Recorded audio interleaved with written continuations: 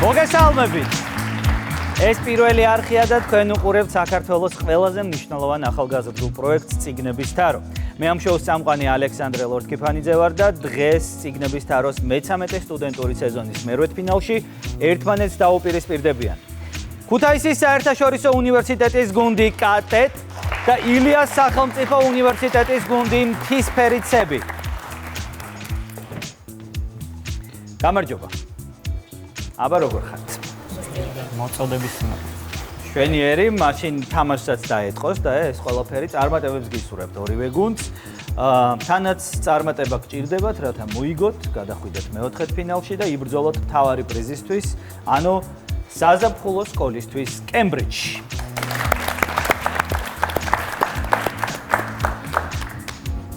მეგობრებო, იმისათვის რომ კემბრიჯში ვიბრძოლოთ, მაყურებელს აინტერესებს ვინ ხართ თქვენ?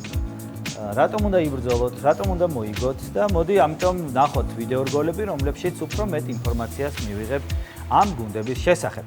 მოდით გავიცნოთ გუნდი კატეტ.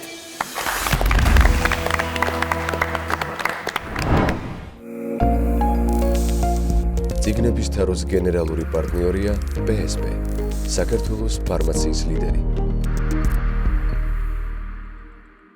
წიგნების თაროს გენერალური სპონსორია წყალი მთის. იცხოვრეს რო ყოფილად.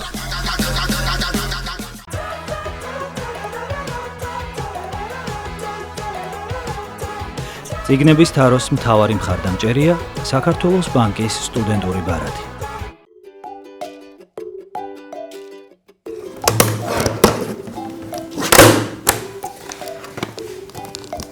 გიორგი სანიკიძე, მისი გავჭრიახი ქონება და გამოცდილება ნამდვილად დაგეხმარებოდა.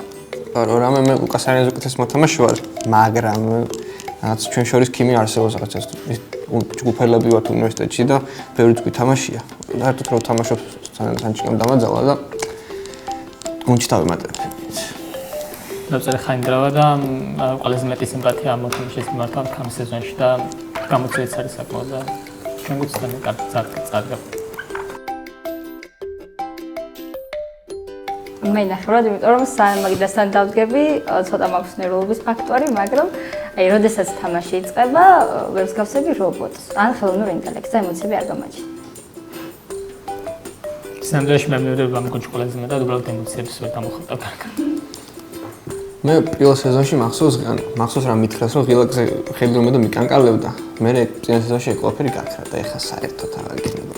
და ცნობილი ხარ ვარ გიკანკალებდა? მიკანკალებდა? აუ, კაი რა. აღარ მახსოვდა. არა, პირველ სეზონში იმენ ესე მქონდა და მესამე სეზონში ჩემს ნაკლები. კონკურსი არ არის საჭირო, ამ გუნდში ყველაზე არც ვარ მე. და პრეტენზიები არ მიიღება. იტყვება. არა, კი ძახის ხა მე ვფიქრობ ადამიანი და მე დავითახობ მაშინ ამ ნაწილს თორში. ჩვენოს. მე ვიყოდი სამწეს. აი,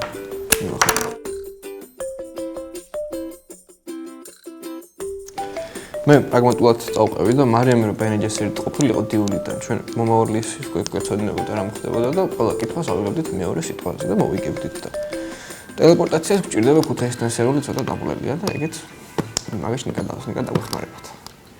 ლუკას იმდენ ადამიანს ამსქავსებენ და ამსქავსებენ არ გაუჭირდებოდა რომ როდესაც დაჭირდებოდა წამში გადაგწევრიყო სხვა ადამიანად ფიზიკურობას გულისხმობ. შენც ეგ დაწერე? ეს სტერეოტიპი არსებობს ლუკას შესახებ. როცა ადამიანი ხსნები ქუჩაში, ის თავის ფერ შეიძლება იყოს ლუკას. კი, რამდენი მელოტიულა შენი ადამიანი არსებობს ამ ქვეყანაზე. აბა რა. ბევრი ორეული ყავს. კი, ჩაკვიანი გორგილაძე ყველას მე მოსდევს. აბშუაშერ ვარ.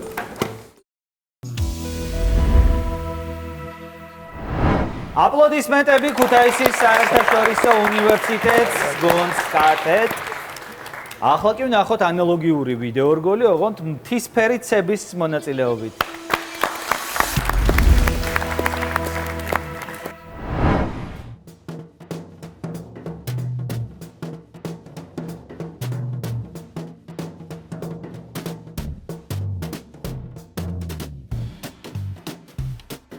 ეს არის საყვარელი, იმიტომ რომ შეხედეთ ჩემს გუნდელებს.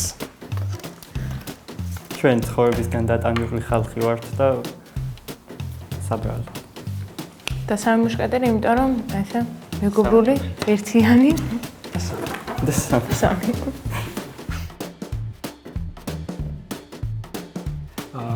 სანის დავიმატებთ, იმიტომ რომ ერთი კარგი მოთამაშეა და მეორე ჩვენი მეგობარია და ამიტომ ნეპოტიზმის გავლენით. ხო. ნეპოტიზმი აქაც იგრძნობა, ჯანო ჩემი მეგობარია და ძალიან მიყვარს, მაგრამ თან ძალიან კარგი მოთამაშეა და არ გვაწყენდა ჯანოს დამატება. მე დავიმატებდი ჩემყოფილ გუნდებს, რადგან მასთან მოგდიოს ახლა დაპირისპირება და გირჩევნია შენთან იდგეს ვიდრე იქით.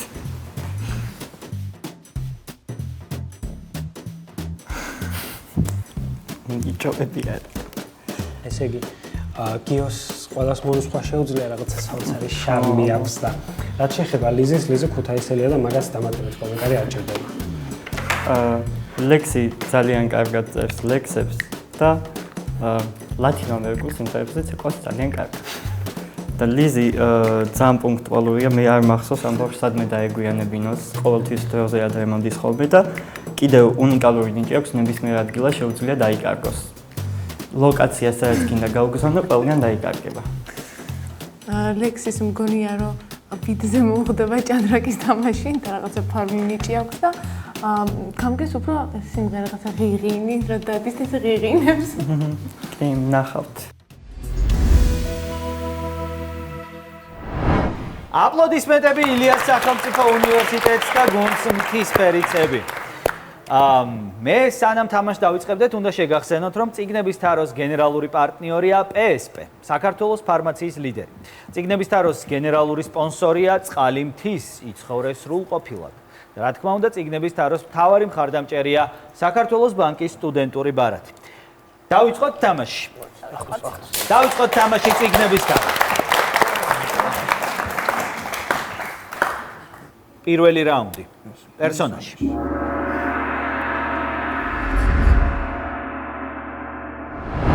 პერსონაჟი, რომელიც თქვენ უნდა გამოიცნოთ, პირველად მე-19 საუკუნის ბოლოს გამოჩნდა. მისი დახასიათებისას მთავარი გმირი აღნიშნავს, რომ გმირს უამრავი სწავლისა და კვლევის შედეგად მეტად მოხრილი მხრები აქვს. ეს პიროვნება კრიმინალთა შორის გენიოსია. იგი თავის ინტელექტსა და გონებას ხშირად დანაშაულების სტრატეგიულად დაგეგმარებისა ან დამნაშავეთა კანონისგან დაცვისთვის იყენებს. ეს ყოველივე კი მას ფინანსური სარგებლით უზრუნველყოფს. ამის გამო მას პროტაგონისტი დამნაშავეთა ნაპოლეონის სახელითაც იყოს მორიარტი. მორიარტი. პროფესორი ჯეიმს მორიარტი, გენიალური მათემატიკოსი, მეცნიერი და კიდევ უფრო გენიალური დამნაშავე, როგორც მას უწოდებს შერლოკ ჰოლმსი. ეს სწორი პასუხია. ნამდვილად, ართურ კონან დოილმა ჰოლმსის მოთხრობების სერიაში შემოიყვანა ეს გმირი და შემდეგ დატოვა კიდევაც, იმიტომ რომ ძალიან დიდი პოპულარობა მოიპოვა ამ ანტაგონისტმა და კიდევ უფრო საინტერესო გახდა ჰოლმსის ცხოვრება. 3-0 ხდება ანგარიში, წინ გადის ქუთაისი და ვაგრძელებთ თამაშს. მეორე რაუნდი, ციტატა.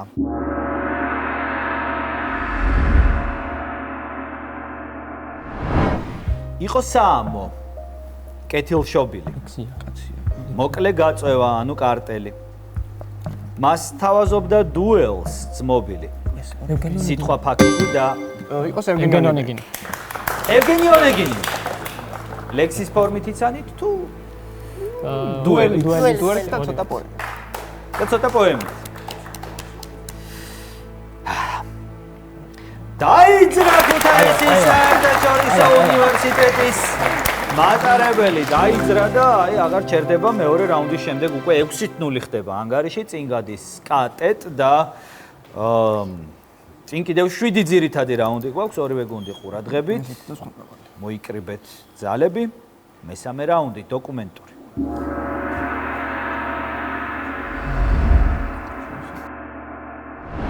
თქვენ უნდა გამოიცნოთ ნაწარმოები, რომელიც 21 საუკუნეში გამოიცა.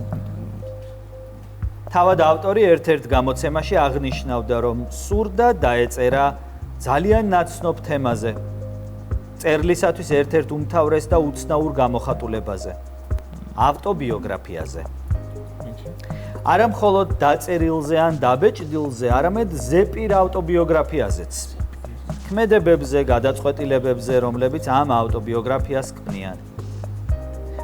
სწორედ ამ მიზნით მწერალი თითქმის 3 წელი იკვლევდა მე-19-მე-20 საუკუნეების 300-ზე მეტი ქართველი მწერლის ავტობიოგრაფიას.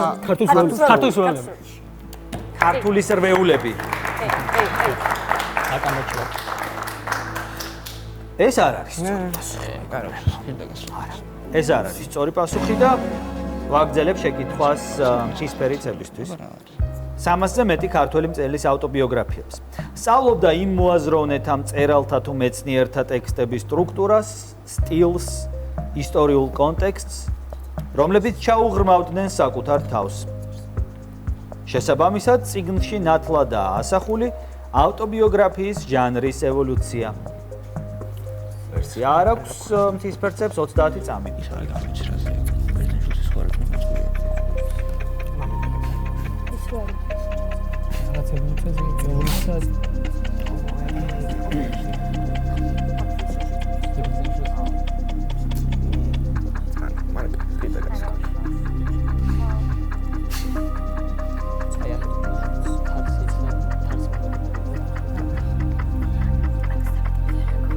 სამი, 2, 1. ამოიწურა 30 წამი და დამატებით მინიშნებას წავიკითხავ ილიაუნისთვის.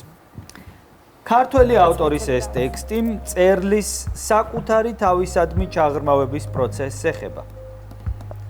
ავტორი მწერალთა ავტობიოგრაფიების ევოლუციას ნეტარი ავგუსტინედან იწყებს და რუსოს დილთაისა თუ ლეჟენის რეფლექსიებით აგვირგვინებს. 3, 2, 1. ვერ გამოიცანით ეს შეკითხვა? რა? წიგნების ევოლუცია. არა. არც ეს არის სწორი პასუხი. ამ წიგნის ავტორი გახლავთ თანამედროვე ქართველი ლიტერატორი და კრიტიკოსი მალხას ხარბედია. ხოლო წიგნს ქვია შეთხზული მე. შეთხზული მე.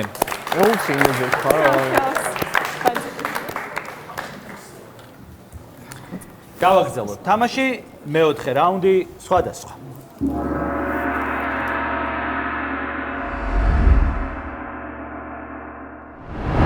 გამოიცანით ტოპონიმი, რომელიც დასავლეთ ნახევარსფეროში მდებარეობს. კვლევების შედეგად დადგინდა, რომ აქ ადამიანის დასახლებები სულ მცირე 11,000 წლის წინ უნდა არსებულიყო. ევროპელების გამოჩენისას მისი მოსახლეობა 7 მილიონს აღწევდა. ადგილის დასახელებაც ეტიმოლოგიურად სწორედ პორტუგალიურიდან მომდინარეობს. დამოუკიდებლობა გამოსაცნობმა ქვეყანამ ბრაზილია. ბრაზილია. დასავლეთ ნახევარსფერო, პორტუგალიური ეტიმოლოგია და ქვეყანა. ეს არის ბრაზილია, ძალიან მარტივია, დავაკავშიროთ ჯაჭვის ლოგიკური რგოლები ერთმანეთთან და მივიღოთ პასუხად ბრაზილია, შესაბამისად 3 ქულა მიდის მთისფერიცებისკენ. 6-3 ხდება ანგარიში. ვაგრძელებთ თამაშს, მეხუთე რაუნდი. ვიდეო შეკითხვა.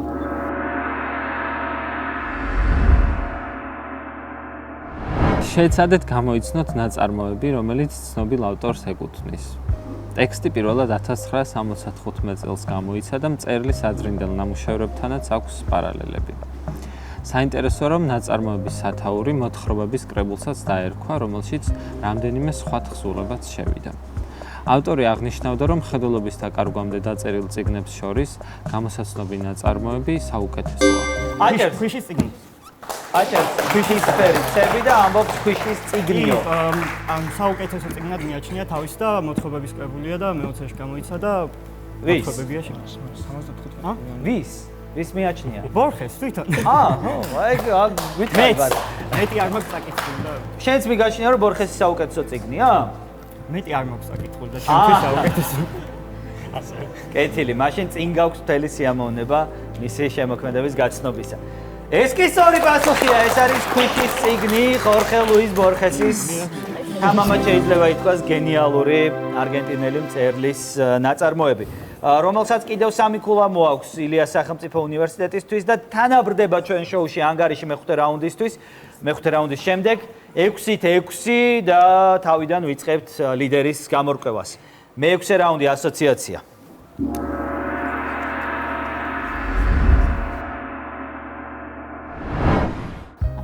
ხრიკი, ორპირობა, იდუმალება, მოტივი, შურისძიება, ალიბი, დასკვნა, სამართალი, დაკითხვა, მანიპულაცია, მკვლელობა აღმოსავლეთ სექტორში, შურისძიება და ყველა ერთმანეთს შეუქმნა ალიბი. კი და ცალ-ცალკეს დაკითხავს და მე ერთად. დავუკეთებ ცალ-ცალკე. ეგა. კი. ან ბავშვს მოკლავს ვიღაცა ძიძა და მე ყველა ამ ბავშვის ნათესავიდან მეგობარი აღმოჩნდება და შურს იძიებენ. მადლობა რომ მომიყევი ეს ცნობილი ნაწარმოები. მე საპასუხოდ რა შემიძლია დაგიბრუნო, გარდა იმისა რომ ეს სწორი პასუხია. ეს არის მკვლელობა აღმოსავლეთის ექსპრესში, აგათა კრისტის შეიძლება ითქვას ყველაზე ცნობილი დეტექტივი, რომელსაც 3 ქულა მოაქვს ღვთისმფერიცებისთვის და წინ გადის ილიას სახელმწიფო უნივერსიტეტის გუნდი. 9-6 ხდება ანგარიში. მე-7 რაუნდი, ავტორი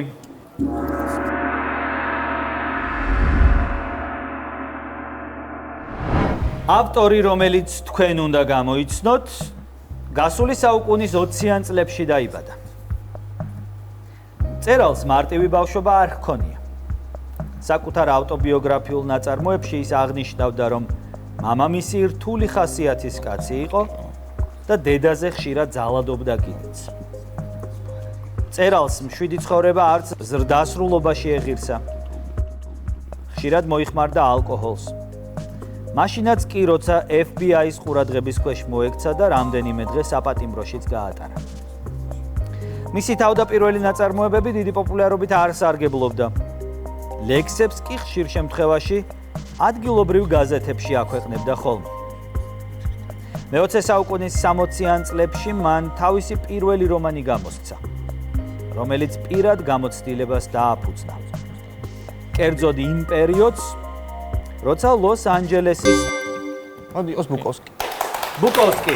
რატომ იყოს ბუკოვსკი?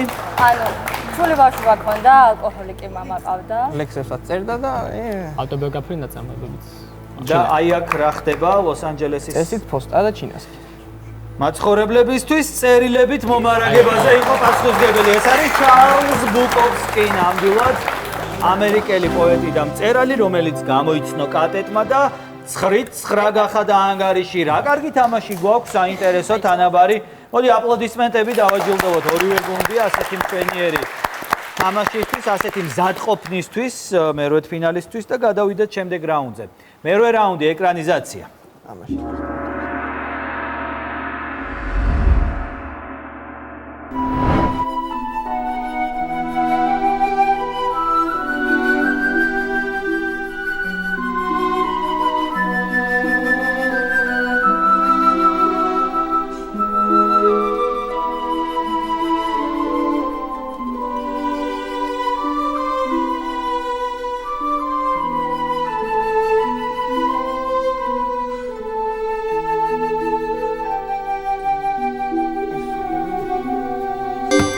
აჭერს კატეტ.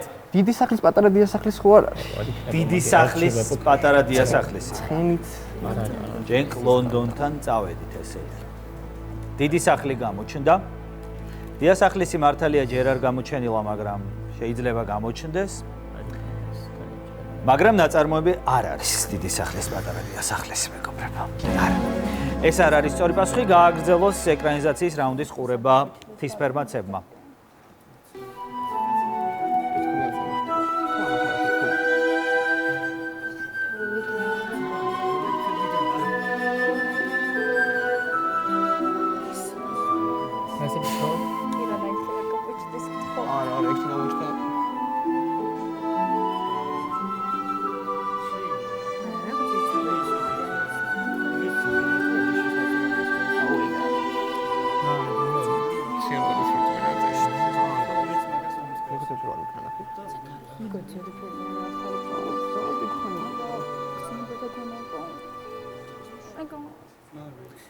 ვერსია არ აქვს, 30 წამი კი აქვს.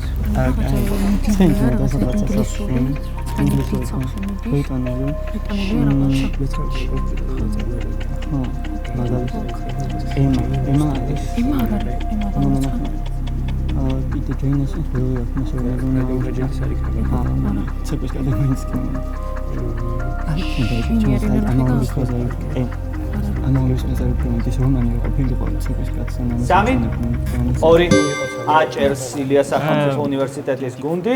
ამაოების ბაზარი ხომ არ არის? ამაოების ბაზარი.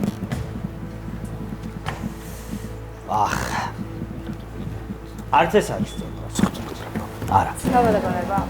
ეს არის გრძნობა და გონება, მარიამ, დიახ, გრძნობა და გონება. ჯეინ ოსტინის ცნობილი ნაწარმოები გვიან გაგახსენდა როგორც მივხვდი, ხო? თუ იყო ვერსია მანამდე. ბოლოს ის მსახიობი რო გამოჩნდა. ბოლო კადრზე ხო, რა თქმა უნდა, გამოჩნდა უკვე მთავარი გმირიც. მერვე რაუნდი ქულების გარეშე გავიარეთ, მაგრამ შემდეგი რაუნდის იმედად ვართ. მეცხრე რაუნდი ნაწარმოები.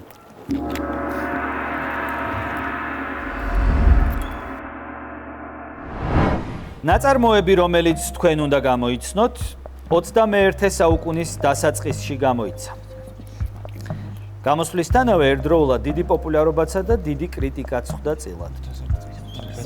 ეს ყოველივე იმაშიც გამოიხატა, რომ ლიტერატურათმცოდნეებს შეფასებისას სრულიად განსხვავებული შთაბეჭდილებები აღმოაჩნდათ. 8 კრიტიკოსიდან წიგნს 4-მა დადებითი შეფასება მისცა, ერთმა შერეული, დანარჩენმა კი უარყოფითი. რომანი სავსეა კონკრეტული რელიგიის მიმართ პლატფორმა. ისლამოფობიაში დასწრეს ბრალი ველბერტ. მესმის მთელი ეს არგუმენტაცია, გიორგი, მაგრამ პლატფორმა სწორი პასუხიცაა ამავე დროს. ეს არის მიშელ ოლბეკის პლატფორმა, ერთ-ერთი ყველაზე წინააღმდეგობრივი წიგნი, სწორედ ამას მიესადაგებოდა ის მინიშნებათ, რომ ესე გაიყო აზრი. ხო, რელიგიას ველოდებოდი. აი, მათქმევინე, მე მგონი ვერ მოვასწრე. კი, რელიგია როგორც კი ახსენეთ. რომანი სავსეა კონკრეტული რელიგიის მიმართ გამოკვეთილი ნეგატიური დამოკიდებულებითაცო. ეს სამი ქულა არის ილიას სახელმწიფო უნივერსიტეტის გუნდის აქტივში, 12-9 ხდება ანგარიში და ამგვარად დავასრულეთ ჩვენი პირველი ეტაპი, ძირითადი რაუნდების ეტაპი და გადავდივართ ქართულ ეტაპზე. ციგნების თაროს გენერალური პარტნიორია PSP, საქართველოს ფარმაციის ლიდერი. ციგნების თაროს გენერალური სპონსორია წყალი მთის. იცხოვრეს რო ყოფილად.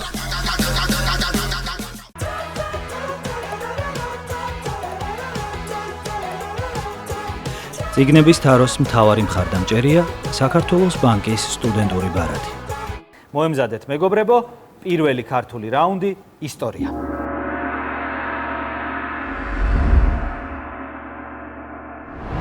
გამოიცანით პიროვნება, რომელიც საუკუნეების წინ მოღვაწეობდა.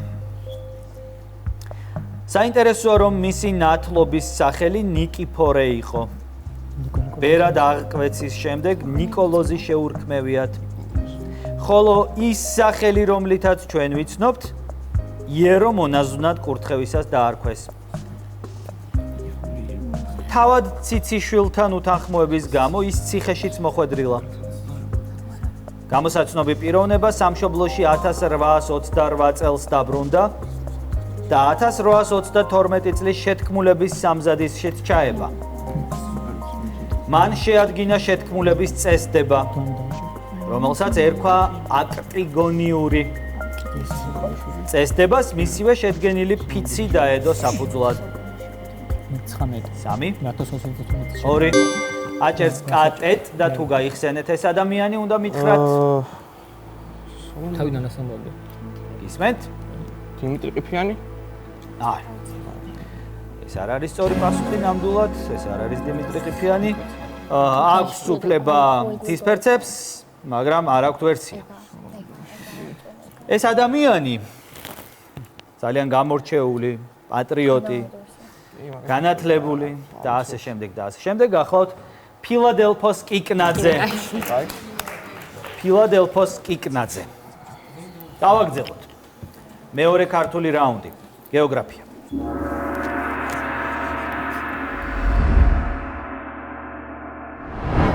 ტოპონიმი, რომელიც თქვენ უნდა დაასახელოთ, თრიალეთის ქედის აღმოსავლეთ კალთაზე. მდინარე ვერეს ხეობაში. ზღვის დონიდან 950 მეტრზე. მანგლისის საავტომობილო გზაზე მდებარეობს. ის ადგილობრივი მნიშვნელობის მთის კლიმატური კურორტია.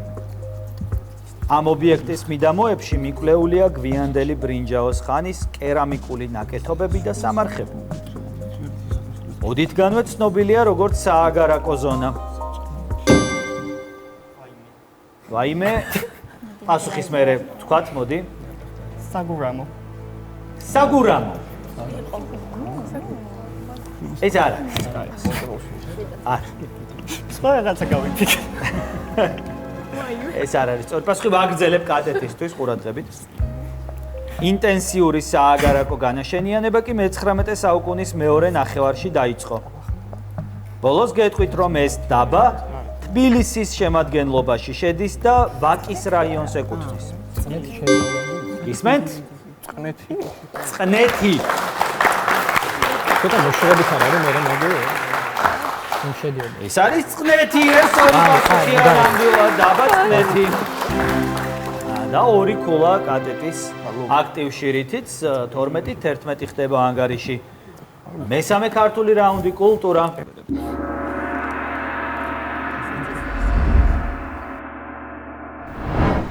გითხარით მე-20 საუკუნის დასაწყისში დაბადებული ცნობილი ქართველი მხატვრის, ფერმწერის, გრაფიკოსის და წიგნის ილუსტრატორის სახელი და გვარი. აღსანიშნავია, რომ მისი მამაც მხატვარი იყო. სწორედ მამასთან ერთად მონაწილეობდა არტისტული კაფე უქიმერიონის მოხატვაში. 1927 წელს გააფორმა ვეფხისტყაოსანი, რომელიც ერთ-ერთ საუკეთესო ქართულ ილუსტრაციად მიიჩნევა. იგი გამოირჩეოდა საბჭოთა პოლიტიკური პლაკატების შექმნითაც. მეორე მსოფლიო ომის დროს შექმნა სხვადასხვა ნამუშევარი, მათ შორის წინ დასავლეთისკენ. გეტყვით, რომ მხატვარს ყველაზე დიდი პოპულარობა მოუტანა ნამუშევარმა დედა სამშობლო გვეძახის. კატეტ და მითხრათ ამ მხატვრის სახელი და გვარი? რუსლან ფეტვიაშვილი ხო არა? ვეფხისტყაოსნის. არა, არა.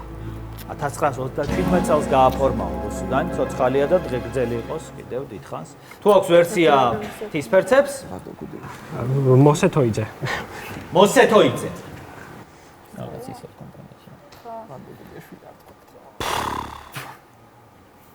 ეს არ არის სწორი პასუხი. საქმე ის არის, მოსეთოიძე არის მამა, რომელთან ერთადაც მოღვაწეობდა. ხოლო ეს ცნობილი პლაკატი საბჭოთა როძინა მაწზავიოტრო ეწერა, ხო? ყველამ ვიცით ეს პლაკატი, ხო? თქვენმა თაობამაც კი. ეს ეკუთვნის ირაკლი თოიძეს. ირაკლი თოიძე არის სწორი პასუხი. ძალიან ცოტა დააგაკლდათ. პაუზა ავიღე, მაინც უცებ შეგეცვალათ, მაგრამ იცოდით სახელი შვილის? სახელი ვიცოდი შვილის, მაგრამ გვარს არასწორად ვიძახდი. მეორე ვერსიაში. იქ იყო ირაკლი ვიღაც სხვა, ხო? და აქ იყო მოსეთოიძე. უნდა გაგეერთიანებით. კეთილი, ქართული რაუნდი ამგვარად გავიართ. ერთი ქულა მხოლოდ და მხოლოდ გუნდებს შორის სხვაობა, დიდია დაძაბულობა და მოდით გადავიდეთ ხელოვნების რაუნდზე.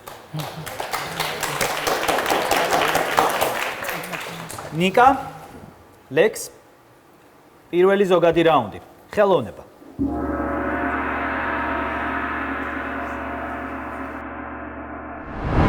შეეცადეთ დაასახელოთ პიროვნება, რომელიც მე-20 საუკუნის 60-იან წლებში დაიბადა. მისი мама იტალიელი ემიგრანტი იყო, რომელიც ფიზიკურად შრომობდა. გამოსაცნობი პიროვნება ბავშვობაში კალათბურთს თამაშობდა და სხვადასხვა სასკოლო დადგმაში მონაწილეობდა. აღსანიშნავია ისიც, რომ კარიერის დაწყებამდე ის ბარმენად და კლუბის მენეჯერად მუშაობდა. თავდაპირველად დაბალბიუჯეტიან ფილმებში მონაწილეობდა. განსაკუთრებით პოპულარული კი HBO-ს 1999 წელს დაწყებულმა სერიალმა გახადა.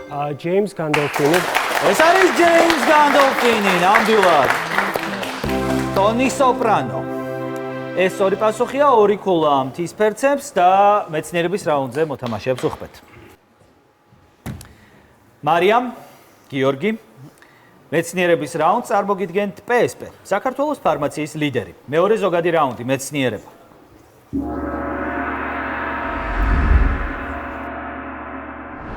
შეეცადეთ გამოიცნოთ ის, რაც დიდი ბრიტანეთისთვის ძალიან მნიშვნელოვანია. ეს იყო პირველი ბრიტანული სატელიტი. 1962 წელს მისი გამოჩენით SSRK-ს და ამერიკის შემდეგ გაერთიანებული სამეფო გახდა მესამე ქვეყანა, რომელმაც კოსმოსში საკუთარი სატელიტი გაგზავნა. აღსანიშნავია ისიც, რომ ამის შექმნაში დიდი როლი NASA-საც მიუძღვის. თავდაპირველად დაგეგმილი იყო, რომ სატელიტი სკაუტ რაკეტაზე უნდა გაშვებულიყო. თუმცა ეს უკანასკნელი განვითარებას ჩამორჩა.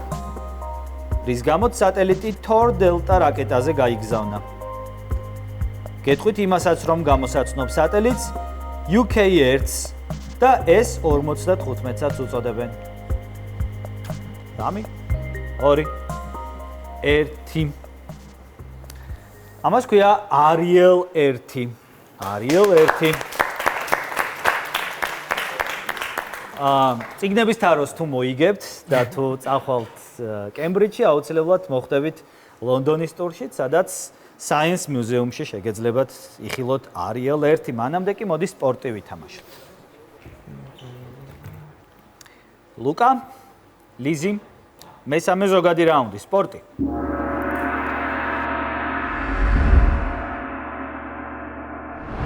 გამოიცანით პიროვნება, რომელიც გასული საუკუნის 70-იან წლებში დაიბადა.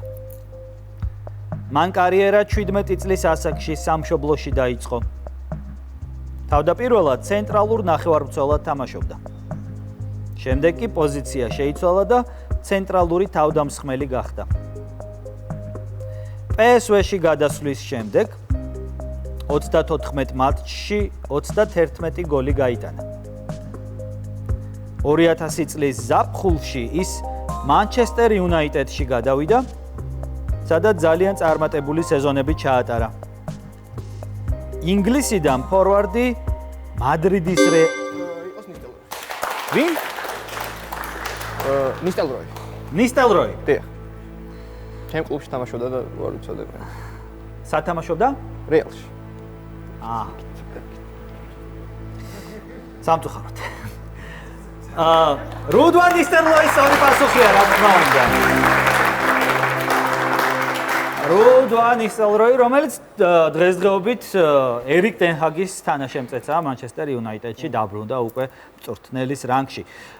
ეს ორი ქულა კატეტის მხარეს, ანგარიში ხდება 14-13 და ბლიცის მოთამაშეებს დაუთმეთ ადგილები. ლუკა და გიორგი ითამაშებენ ბლიცს, მოემზადეთ ბატონებო. ბლიცის ეტაპს წარმოგიდგენთ საქართველოს ბანკის სტუდენტური ბარათი. გიორგი, პირველი შენთან უნდა ვითამაშო, მზად ხარ? კი. დავიწყოთ ბლიცი გიორგისთან.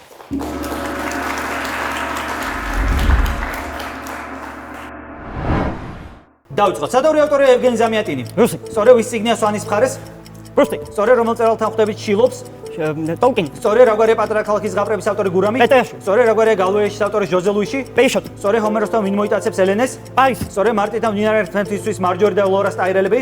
მამაშვილი. დაძმა ვისი ლექსია საღამო გამოსალმებისა? ორბელიანი. სწორედ რომელ მწერალთან ხვდებიან მორლოკები? ის უელსი. სწორედ რა ქვია ტონი სტარკის საყვარელ ქალს? პეპეროტი. სწორედ რომელ წიგნში ხვდებით ივი ბოიც? წეპავიჩი. გოგონები რომელ ქალაქში დაიბადა არკადი სტრუგაცკი? ბათუმი. სწორედ რაგვარია ეშმაკნის პერსონაჟი პიოტრი? ვერხოვენსკი. სწორედ რომელი წელის ნამდვილი სახელია ლუისა ალკოიადა? ის გაბრიელ ინსტა. სწორედ შილ ჯექსონ შილჰაუსის? მოჩვენება. სწორედ რისი ხანა აბუღაძის წიგნის სათაურში? ოქროს. სწორედ ვისი თანამგზავრი იყო სანჩო პანსა? დონ კიხოტი. სწორედ რაფერის პრინცია მერდოკის წიგნის სათაურში? სწორედ გოგოლის რომელ ნაწარმოებში ელოდებიან პეტერბურგელ ჩინოვნიკს? შემდეგი. რევიზორი ამირეჯიბთა რა ქვია არქიპოსეთურის ენის მიმტან კუდინას? ის ასნეთი. სწორედ რომელი ნობილიანტის გმირია იოზეფ ბლოხი? შემდეგი. ჰანტკეს სპილმანთან რომელი ცხოველები არიან გერმანელები? თაგვები? კატები. დრო ამოიწურა და გიორგიმ დააგროვა 17 სწორი პასუხი. აპლოდისმენტები გიორგის, მე კი ვინაცვლებ ლუკასთან, რომელიც ასევე ითამაშებს ახლა ბლიცს. მზად ხარ? რა თქმა უნდა, დავიწყოთ ბლიცი ლუკასთან.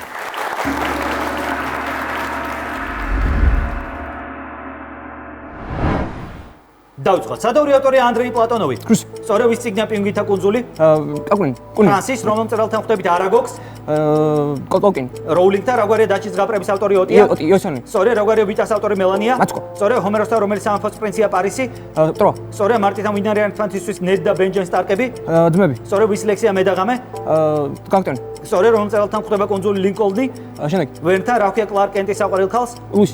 ლოის ლეინი, რომელ წიგნში ხვდებით რობერტ ფრობიშერს? შენაკი. პეტრსონი. ღრუბლების ატლასი, რომელ ქალაქში დაიბადა მაიაკოვსკი?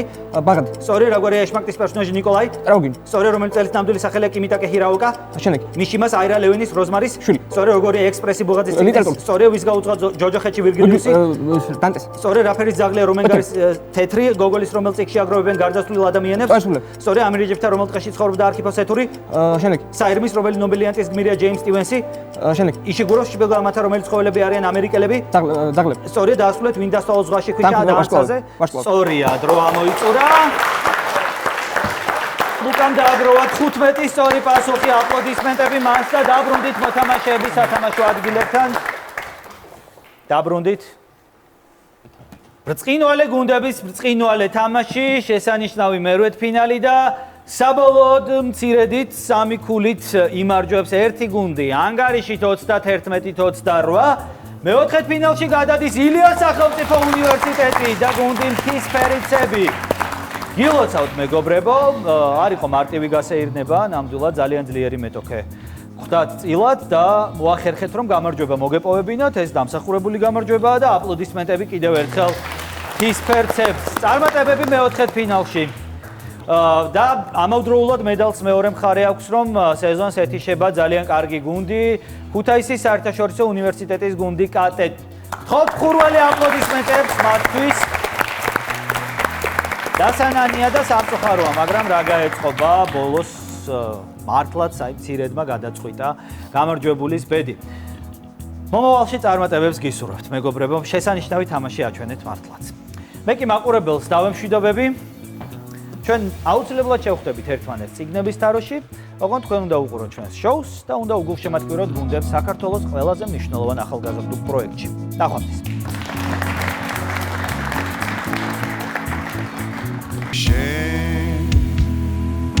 ვერ მასწავლი ჭკუას